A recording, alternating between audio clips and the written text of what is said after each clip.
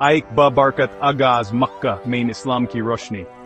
اسلام کا آغاز عرب میں مکہ شہر میں 7ویں صدی میں ہوا۔ اللہ تعالی نے انسانیت کے لیے اپنے آخری پیغام کے لیے اسی وقت اور جگہ کو چنا۔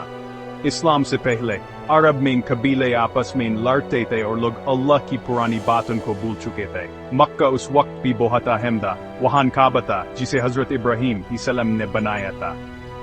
یہ تجارت کا مرکز تھا اور یہاں مختلف عقیدے والے لوگ رہتے تھے۔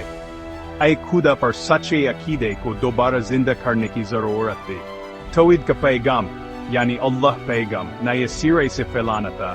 اسی طرح کی ماحول میں اسلام کا آغاز ہوا۔ یہ لوگوں کو ایک ساتھ لانے اور انہیں ان کے پے کرنے والے کے بارے میں سکھانے آیا۔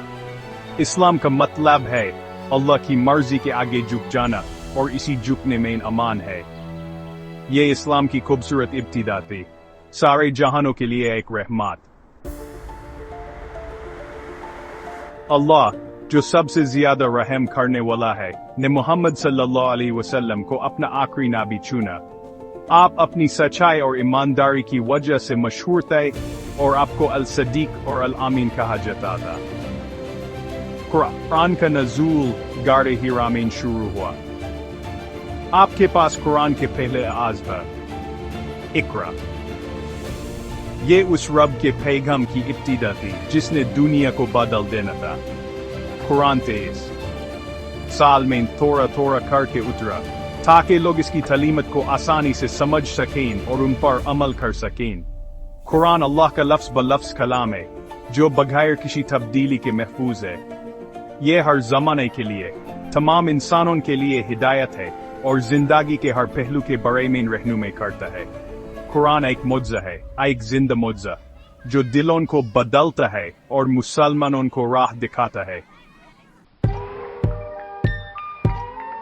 اسلام 5 مضبوط ستون پر قائم ہے جو مسلمان کے ایمان اور عمل کی بنیادیں ہیں۔ پہلا ستون شہادت ہے، یعنی اس بات کی گواہی دینا کہ اللہ کے سوا کوئی عبادت کے لائق نہ ہیں اور محمد صلی اللہ علیہ وسلم اللہ کے رسول ہیں۔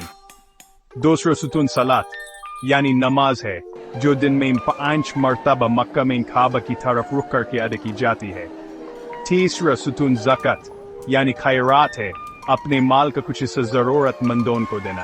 چوتھا ستون صوم یعنی روزہ ہے، رمضان کے مہینے میں صبح صدیق سے لے کر سورج ڈوبنے تک کھانے پینے سے رکے رہنا۔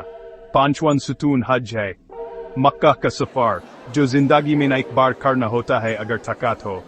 یہ ستون ہمیں سیدھے راستے پر چلاتے ہیں اور ہماری زندگی کو مقصد والا اور برکت والا بناتے ہیں۔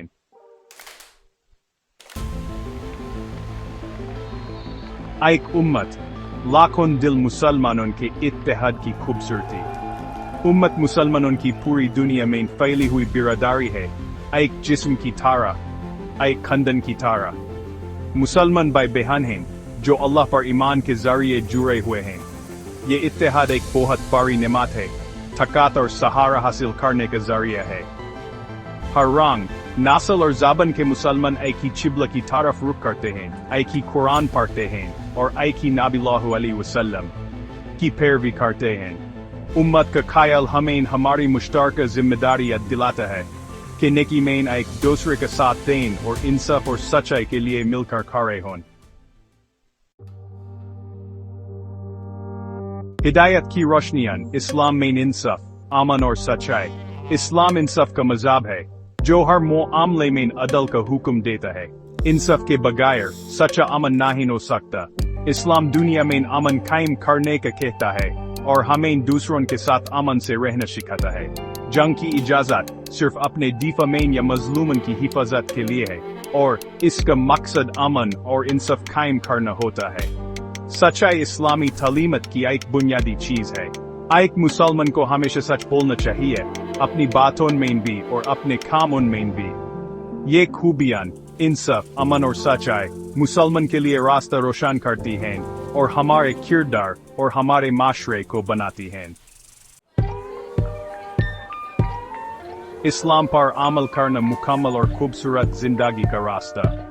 سب سے بہترین مسلمان جیسے کہ ہمارے پیارے نبی صلی اللہ علیہ وسلم نے ہمیں سکھایا، وہ ہے جس کی زبان اور ہاتھ سے دو مسلمان محفوظ رہیں۔ یہ تعلیم ہمدردی، عزت اور خیال رکھنے کا کہتی ہے۔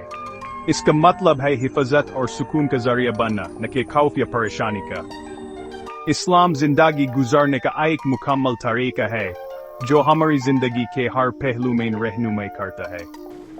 عبادت سے لے کر کاروبار تک، خاندان سے لے کر معاشرے تک، اسلام ایک بھرپور زندگی کے لیے مکمل منصوبہ دیتا ہے۔